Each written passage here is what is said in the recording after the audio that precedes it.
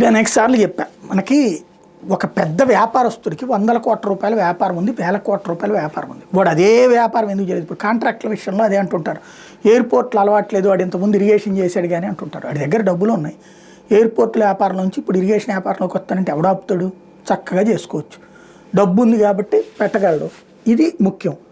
అట్లాగే అదాని వాళ్ళకి ఇంతకు ముందు ఉన్నటువంటి వ్యాపారాలు ఏంటి, ఇన్ఫ్రాస్ట్రక్చర్ ఎందుకు ఇచ్చారు వాళ్ళకి, ఇలాంటిది అనేక మంది మాట్లాడినప్పుడు చెప్పాను నేను.